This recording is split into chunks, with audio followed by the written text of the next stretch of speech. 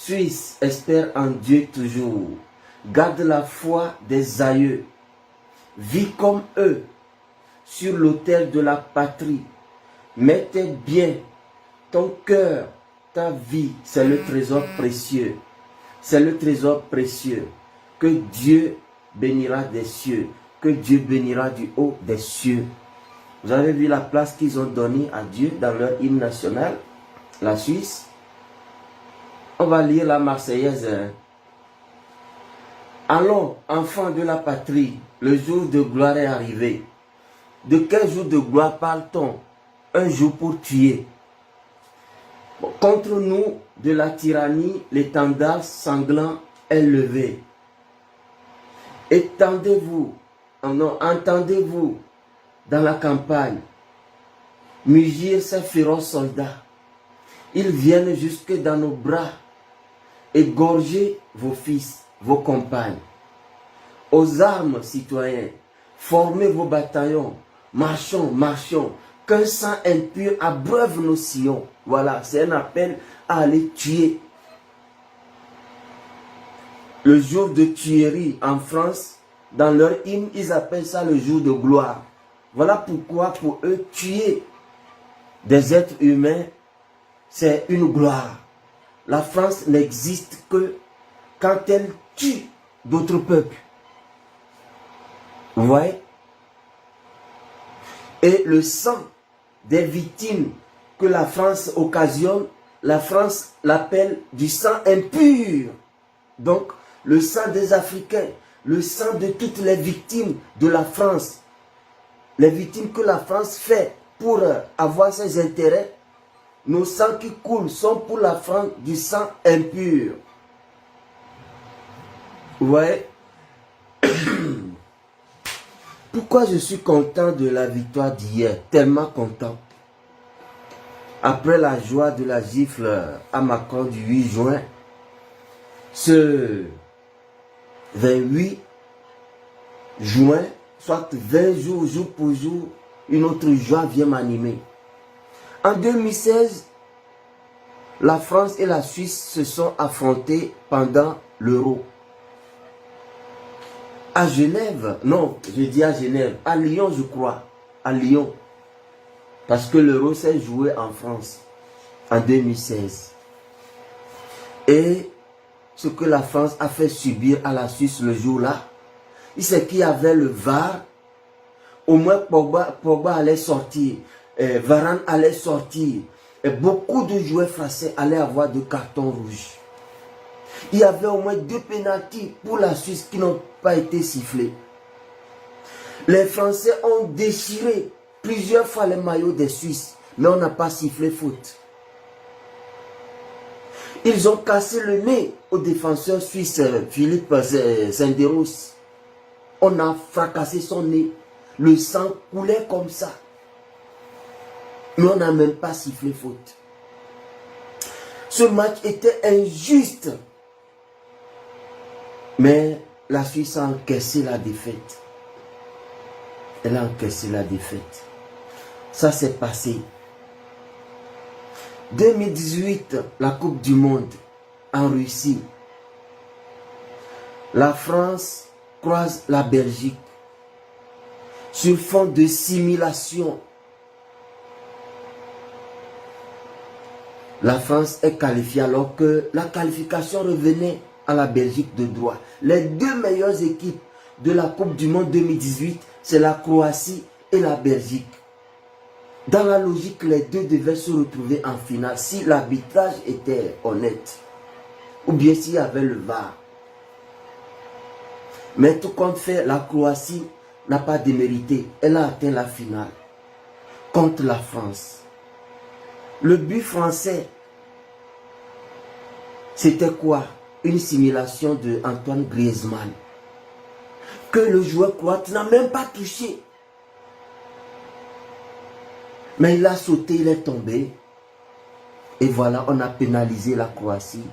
La France a pris de l'avantage sur une tricherie.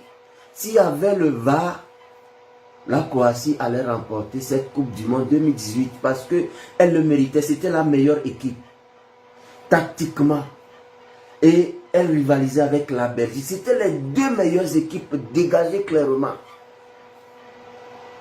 Les Français jouaient un football de campagne. Ils sautillaient, gambadaient, hein, comme des biches qui sont rassasiées. Ils cognaient leur adversaire, les blessaient, leur faisaient mal. Voilà à quel titre la France avait gagné cette Coupe du Monde. Le joueur Griezmann, je l'aimais tellement parce que je soutenais Atlético Madrid où il jouait contre FC Barça. Donc, non, j'aimais Griezmann vraiment. J'ai commencé à le détester le jour où il a simulé cette faute contre la Croatie et qui a causé la défaite de la Croatie. Parce que, qui que tu sois, je n'aime pas le mensonge, la fraude, les injustices, je n'aime pas. Je n'aime pas. Donc voilà. Maintenant, la raclée d'hier. Oh, le premier but fut suisse. Une gifle à la toute puissante France. Un but clair, professionnel marqué par Haris Seferovic. Voilà. Arrive l'égalisation de Benzema, un but hasardeux. L'aggravation du score à 2-1, un but presque chanceux.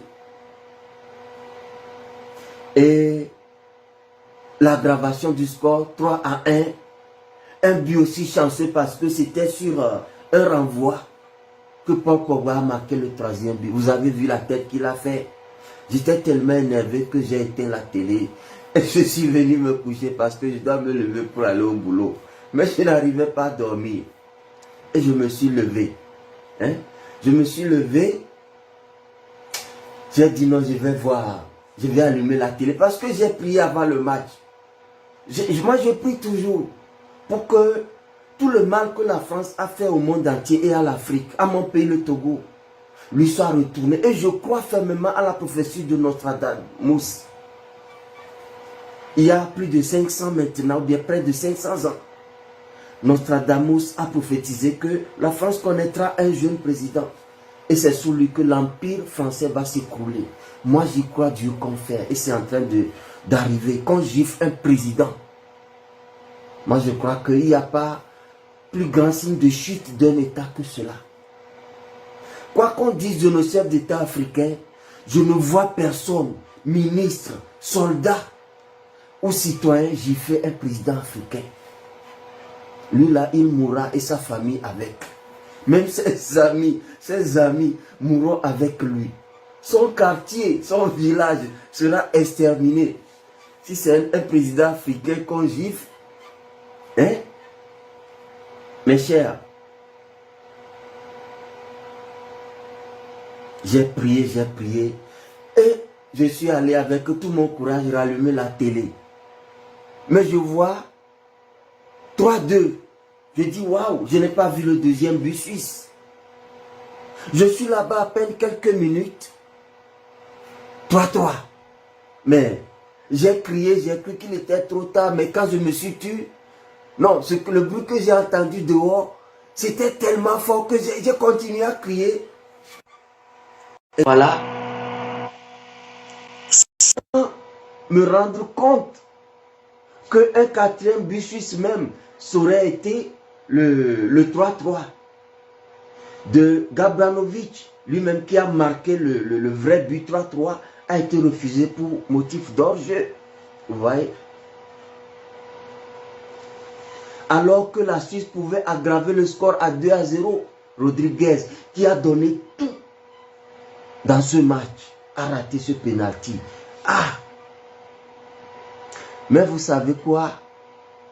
Quand Dieu décide de vous humilier, il va vous laisser monter très haut. Parce qu'on vous parle, vous n'écoutez pas. Vous allez monter très haut et là, votre chute va être brutale. Mais quand Benzema a marqué, il a fait un doublé. Ouais, il faisait ces manières-là.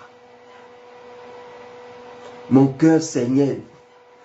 Mais Dieu est en train de préparer une grande chute pour eux. Ils doivent monter très haut. Croire qu'ils ont tuer le match. Et là, le Seigneur revient pour frapper. Pour frapper, voilà. Donc, le pénalty est arrivé. Vous avez vu? Le petit Suisse, Vargas, qui a tout donné, a failli rater son pénalty. Parce que Hugo Lloris l'a tapé de la même main, c'est rentré dedans. Le tir était trop fort. Vous voyez? C'est tout ce que Dieu fait pour faire mal. Parce que on aurait dit, ah, si le gardien avait tapé plus fort, il aurait sorti le ballon. La France allait gagner. Ah, ceci. C'est pour que ça fasse mal que Dieu a fait qu'il a touché un peu au ballon. Vous voyez? Et vient Mbappé, que les Africains ont tout de suite nommé Mouraté. Vous avez vu? Vous avez vu ça? Hein? Ce petit-là qui nous arrache le poids dans le nez, meilleur joueur du monde, et tel. Non, voilà. Voilà ça. Voilà ça. Yann Sommer a raté. Bah. A arrêté. Bah. Voilà, la Suisse est qualifiée. Vous savez quoi? Moi, j'ai juste deux messages à donner à deux catégories de personnes. D'abord, les Africains qui jouent pour la France. On peut dire que c'est un choix. Ou bien que nos pays ne nous accordent pas la même chance. Mais qui a fait de la France, l'Allemagne, la Suisse, l'Angleterre, ces grands pays qui donnent envie à leurs fils de jouer pour eux? Mais c'est les Anglais, mais c'est les Français, mais c'est les Allemands, c'est les Suisses. Et pourquoi nous les Africains ne voulons pas faire de nos pays ce que ces pays occidentaux que nous envions sont? Mais nous vidons nos pays de ces talents. Et nous voulons les offrir à une France qui vit du... Quels sont les termes de France Fanon?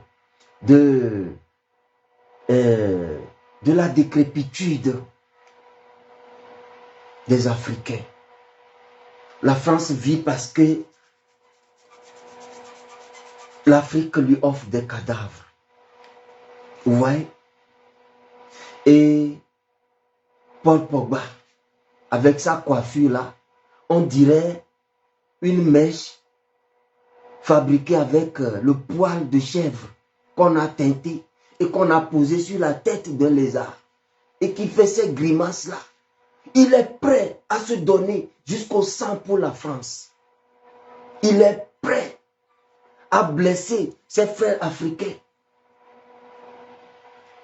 pour la France. Hein? Et il faisait ces grimaces-là d'un vieux singe. Hein? Et ce N'Golo Kanté, lui, il est court, on dirait, un pygmée. Avec son petit âge là, il ressemble déjà à un vieux. Ses reins là, on dirait les hanches d'un vieux. Il avait la fièvre pendant la Coupe du Monde, mais il a risqué sa vie pour jouer jusqu'au sang pour la France, pour se saigner pour la France. Vous avez oublié que pour cette France, vos aïeux se sont donnés au front en première ligne pour libérer la France et qu'on les a renvoyés pour aller déposer au Sénégal pour qu'ils se débrouillent pour entrer dans leur pays respectif. Quand ils avaient réclamé leur son, on a tiré sur eux. Et jusqu'à tout récemment, les survivants sont très peu nombreux, mais ne perçoivent rien de la France. Alors que les vétérans français, les anciens combattants, chacun est au moins dans sa maison parce qu'il a reçu une prime qui lui a permis d'acheter une villa ou d'en construire. Mais nos aïeux qui ont libéré la France, ils ont eu quoi?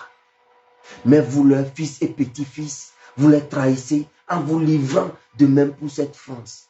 Regardez la génération des Marcel Desailly, Lilian Thuram,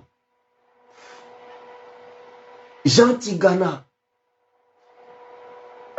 Thierry Henry, ils ont donné tout pour la France. Ils ont fait de la France champion du monde. Qu'ont-ils eu pour récompense? Thierry Henry a été rejeté par la France. C'est la Belgique qui l'a accueilli comme entraîneur des attaquants. Vous voyez les merveilles qu'il fait là-bas. S'il était blanc, comme Laurent Leblanc ou Didier Deschamps, oh, ça fait depuis longtemps que Thierry Henry est entraîneur de l'équipe nationale de France. Jean Tigana a tout fait et lui-même il a dit qu'il sait que s'il était blanc, il devait être après l'entraîneur qui a conduit la France à la Coupe du Monde 98 et qui en a fait champion, ce serait Jean Tigana et non Raymond Domenech. Raymond Domenech, quand il jouait, c'était un casseur de tibia. Il n'avait aucune technique. C'est lui qui a appris aux Français à casser les tibias des joueurs adverses, à déchirer leur maillot. Vous voyez? On devait prendre Jean Tigana parce qu'il est noir, mais on a usé son sang pour que la France soit champion du monde. Mais pour être entraîneur, oh, c'est trop honorifique. On ne veut pas de nègres. Et depuis que les Noirs se livrent au football français, aucun Noir n'a été sélectionné comme entraîneur de l'équipe de France. Comprenez par là que quoi que vous fassiez, la France va tirer le meilleur de vous et va vous jeter comme de l'orange pressé. Voilà ça. Voilà ça. Raphaël Varane, toi, ton territoire d'outre-mer là, tu ne peux pas aller te battre pour lui. Tu viens te tuer pour la France. Honte à vous. Et Kylian Mbappé, ouais, je voulais jouer pour le Cameroun. Mon papa a demandé, on nous a demandé une forte somme d'argent. Mais tu as l'argent, non? Pourquoi tu ne paies pas? Si tu aimes le Cameroun, paie l'argent là. Tu vas aller jouer pour le Cameroun. Parce que ce n'est pas être joueur de l'équipe de France qui te rend riche. Mais c'est être joueur à PSG qui te rend riche. Si tu aimes le Cameroun, tu donnes l'argent là. Tu joues pour le Cameroun. On demande forte sorte d'argent. Ton père là, quand il a quitté, s'il aimait le Cameroun, il allait se battre pour lui pour que tu viennes trouver une place dans l'équipe du Cameroun. Il a fui pour venir se livrer à la France lui aussi. C'est ça, non? Vous attendez ici que d'autres se battent là-bas et qu'après, parce que vous êtes né en France, vous allez venir comme ça, comme des dieux tombés du ciel pour qu'on vous accepte. Non. Les gens se sont battus et ton fils a galéré au Cameroun avant de quitter. Les Rigobert Song, les Roger Mila, c'est les fils du pays. Quand on ne donnait rien pour le foot, ils se livraient pour le pays. Et maintenant, tu crois que tu es superstar, tu veux aller, tu crois qu'on va t'accepter d'office pour le Cameroun. Quelqu'un va construire, toi tu vas venir habiter dedans. Quelqu'un va cultiver le champ, toi tu vas venir manger. Et voilà. Les insultes qu'on t'adresserait en cachette. Si tu les entendais, tu renoncerais à ta nationalité française. Voilà. Vous trahissez la mémoire des aïeux. Vous trahissez leur mémoire. Maintenant, mon deuxième message, c'est ceux qui soutiennent la France et qui me disent que c'est du foot. À vous, vous êtes des traîtres. Vous êtes des vendus. Pourquoi? Vous êtes comme quelqu'un qui a vu un violeur violer sa mère, sa soeur, et qui ne dit rien, ou bien qui dit qu'il est fâché. Maintenant, le violeur veut se marier à une fille vierge, la femme de sa vie, et vous êtes content pour lui. Vous le soutenez, vous l'acclamez. Ou bien vous êtes cette fille-là qu'on a violée, et puis on ne vous a pas marié. On n'a rien fait pour vous restaurer. On s'en va prendre une autre parce que le violeur a rencontré la femme de sa vie. Et vous êtes content pour le violeur. Vous acclamez parce que vous dites non, c'est le mariage. Non, ça ne fait rien. Il a trouvé son âme sœur. C'est ça, non? La France vous empêche d'avoir une école, d'avoir des hôpitaux.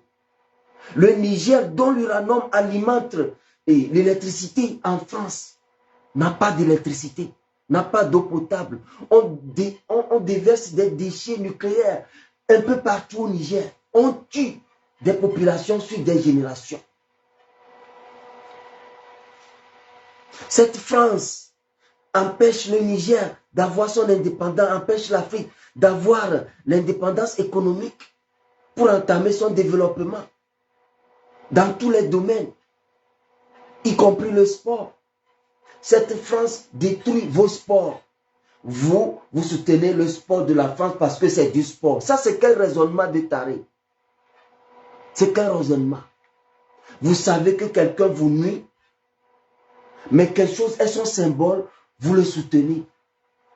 Moi, je dis, même si c'est Azerbaïdjan qui joue contre la France, je suis azerbaïdjanais. Si c'est Irak qui joue contre la France, je suis irakien. Si c'est Qatar, je suis qatari. N'importe quel pays va jouer contre la France. C'est du sport, non? Mais c'est dans ça que la France trouve sa gloire. Champion du monde. Oui, France, meilleure équipe du monde. Mais vous laissez votre assassin s'épanouir dans son sport. Et vous dites que c'est du sport. Nous avons un problème. Nous avons un problème. Quand on déteste quelqu'un, on ne mange pas sa nourriture. On ne prend pas son argent. On ne soutient pas ses initiatives. On le sabote. S'il y a moyen, on le tue. Parce que tant que cette personne est là et forte, elle vous tuera. Elle vous tuera pour aboutir à ses fins.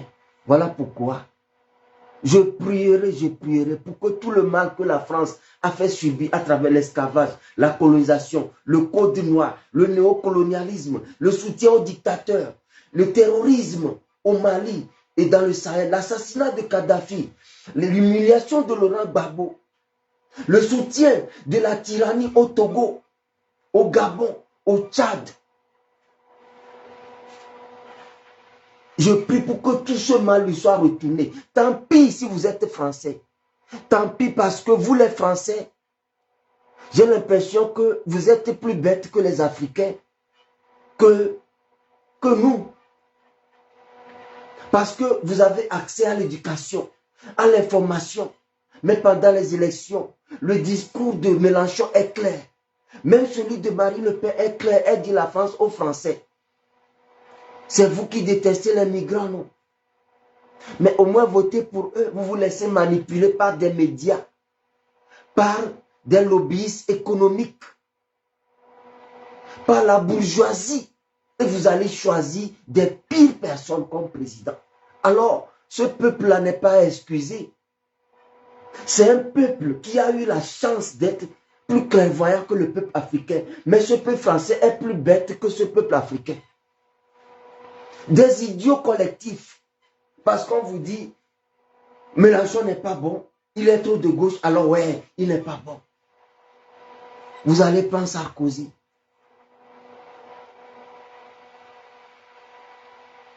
On vous dit Marine Le Pen, le Front National, c'est fanatique. C'est comment? Alors que vous oubliez que c'est sur le nationalisme et le patriotisme du Front National, à l'instar de ceux du Front National, que la France a été libérée, que la révolution de 1789 a eu lieu, que votre diable de Gaulle a appelé à la résistance depuis sa fuite. Vous oubliez que ce nationalisme-là a bâti la France à un moment donné. Et aujourd'hui, ce nationalisme, parce que le monde des finances ne veut pas d'une France indépendante et nationaliste, alors on vous manipule juste avec la télévision. Moi, ça fait 6 ans que je ne regarde plus la télévision. Parce que vos chaînes vous mentent. On a giflé Macron, nous avons vu. Mais vos chaînes disent, on a tenté de le gifler. Vous voyez? Et puis vous croyez à ces manipulations-là. Alors, on avait tendance à séparer ce peuple français de sa politique. Mais tel peuple, tel leader. La France est à l'image de Macron, ou bien Macron est à l'image de la France. Sarkozy est à l'image de la France qu'il a élue. Vous voyez? Giscard d'Estaing qui s'en va prendre la femme d'un président, qui vole les diamants de Centrafrique. Puis, celui qui a été son ami, il lui fait un coup d'état, prend sa femme. Un immoral comme ça qu'il a élu, ce n'est pas vous les Français. C'est bien vous, non? C'est bien vous. C'est bien vous. Mais, ce qui est sûr, moi je prierai et je me battrai contre la France, parce que la France a toujours agi contre mon continent. Continue d'agir contre mon continent. Ne veut pas nous laisser respirer. Alors, son sport, je vais le saboter. Je prenais une fois ou deux fois par an du champagne, mais j'ai commencé à boycotter. Depuis plus de 4 ans, ou bien 3 ans, je ne bois plus du champagne. Si je dois boire, je vais chercher champagne venu d'Angleterre ou d'Amérique pour boire. Et pour la circonstance, voilà du Rumus, du champagne sans alcool, suisse, fabriqué en Suisse. Voilà, c'est un monsieur de mon église qui a réfléchi. Il est adventiste du 7e jour, comme l'alcool nous est interdit. Il a dit, ok, réfléchissons à une formule, on peut créer du champagne sans alcool. Donc, le week-end, ça c'est pour les enfants, parce qu'ils ont droit à un champagne sans alcool. Et moi, j'ai droit à mon petit muscat. Vous voyez? C'est du muscat, du vin très doux, authentique. Nous allons fêter la victoire de la Suisse et la défaite de la France d'hier, pour ce week-end. En semaine, je me lève tôt pour aller travailler. On ne va pas prendre du muscat. Vous voyez? Donc voilà. Et je vais remercier mes ancêtres et remercier Dieu que la France va d'humiliation en humiliation. Il a eu une raclée en RDC, une raclée en Centrafrique, une raclée au Mali, une gifle en pleine France de son président en exercice. Ce n'est même pas un ancien président. Et son équipe, elle l'a miné hier. Vous voyez, ça va aller de mal en pire. Je vous le dis. Je ne vous dis pas de ne pas vivre en France africaine.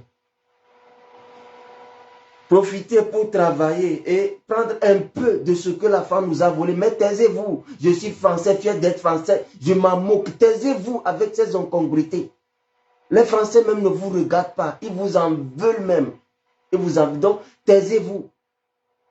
Votre amour de la France là, et gardez ça pour vous. Vous aimez votre oppresseur, l'oppresseur de votre nation. Mais c'est votre problème. Si vous pensez que la France vous a donné quelque chose, alors vous ignorez tout ce que la France vous a appris à vos aïeux et à votre continent. On ne peut pas être autant bête et trahir autant la mémoire de nos ancêtres. Ils vont se fâcher contre nous. Voilà pourquoi nous n'avançons pas. Nous ne sommes pas un peu dignes. On est des lèches-culs de nos oppresseurs. Vous voyez ça? Donc, allez les bleus, allez les bleus. Dieu merci, on ne va plus attendre ça. Rentrez chez vous. Allez les bleus, à la maison, rentrez chez vous. Vous nous avez trop dérangé, quoi. Vous nous avez trop dérangé. Vous voyez ça? C'est quoi tout ça là? Si c'était même des Français blancs qui composaient l'équipe, ok. Ces nègres-là qui chantent la Marseillaise, à gauche déployée. Cette Marseillaise utilisée pour conquérir l'Afrique. Et puis ils sont fiers de chanter. Au même moment, votre pays nous empêche d'être indépendants et de chanter joyeusement nos hymnes nationaux. Vous voyez ça? Moi, je combattais la France. Si je n'ai pas la force de le faire, je prierai au moins pour que ces occasions comme la giflette accordée à Macron, la défaite de l'équipe de France, etc., arrive. La débâcle de la présence française en Afrique. Au Sénégal, les commerces français ont été détruits. Bravo au peuple sénégalais. Voilà ce que nous devons faire un peu partout en Afrique. Boycotter les produits français, consommer nos produits locaux pour donner le pouvoir d'achat à nos paysans et à nos commerçants. C'est comme ça qu'un peuple se fait digne, se fait respecter. Vous voyez, vous êtes là, content à exhiber les produits français, à exhiber ce qui vient de France, même les voitures les plus pourries. Alors qu'on connaît les Français à leur trucage. Les voitures, les vieux voitures de 300 000 km de distance parcourue, ils truquent le tableau, ils mettent 90 000 km ou 100 000 km. Vous allez les ramasser pour polluer l'Afrique. Ouais. Alors que quelqu'un peut faire 5 ans, 10 ans en France sans faire d'expertise pour sa voiture. Ici, en Suisse, l'expertise est obligatoire. Chaque 2 ans, tu le fais. S'il y a un défaut, la machine détecte, tu remplaces les pièces. Si c'est bon, on te donne 2 ans encore pour rouler. Vous voyez? La France, c'est un château de cartes, un pays faux et de faux. Un pays de faussaires. Un pays malhonnête qui nous saigne pour survivre. J'ai eu la chance de sillonner la France. Allez, la grande gare de Strasbourg, elle est jolie de l'extérieur. Rentrez dedans, vous allez voir comment c'est pourri.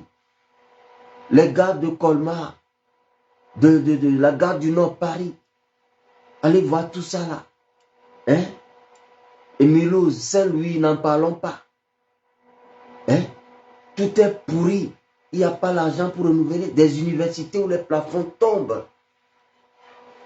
Vous voyez ça?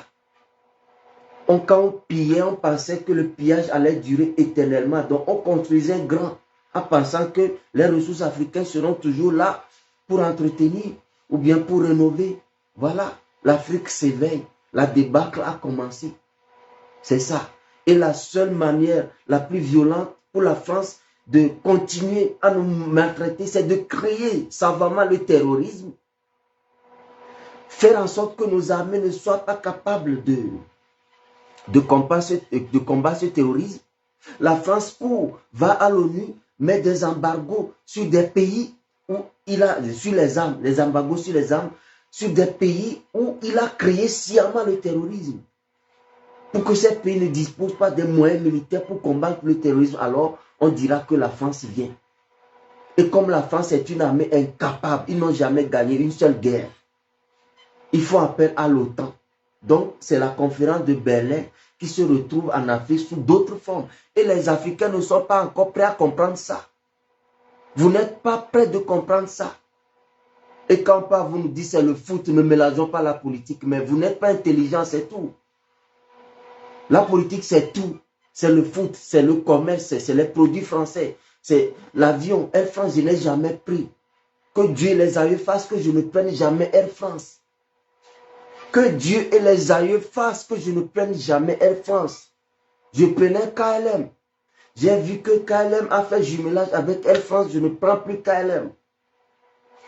Je préfère prendre Royal Air Maroc. C'est une compagnie africaine. Ethiopian Airlines. South African Airlines. Même British Airways. Je préfère prendre ça. Même Méditerranéen, qui est une compagnie de, je ne sais pas, Albanie ou bien Macédonie, je ne sais pas, ces pays de l'Est là. Je préfère prendre ça. J'ai pris ça déjà une fois ou bien 2 fois. Oui, une fois. J'ai pris ça sur le Nigeria. Voilà. Parce que j'ai quitté Milan pour l'Écosse. Je ne prendrai jamais Air France. Que Dieu et les aïeux me bénissent pour que je ne prenne jamais Air France. Vous voyez? Si vous n'avez pas compris que supporter le sport français, c'est soutenir la politique française, alors vous êtes taré. Quittez ma page. Ne venez pas dire c'est tard, ces idioties sur ma page. Vous n'êtes pas capable intellectuellement de discuter avec moi. Le sport, c'est un grand symbole. Pourquoi les chefs d'État vont au stade? C'est parce qu'à travers le sport, ils redorent leur blason. Si vous ne savez pas ça, alors vous êtes taré, tout simplement. Vous avez des tares congénitales. Et c'est triste que des pseudo-intellectuels, des universitaires raisonnent comme ça. Moi, je veux saboter le sport français, saboter son commerce, ses produits, tout. Aujourd'hui, je veux payer un parfum, sinon deux. J'ai choisi un. J'ai vu que c'est made in Italy. J'ai pris l'autre, quand j'ai vu made in France, j'ai changé. Mon parfum, d'habitude, c'est Davidoff. J'en ai encore, mais je suis obligé de reprendre Davidoff. C'est un produit russe et fabriqué à Genève, ici. Donc voilà. Honorons nos ancêtres.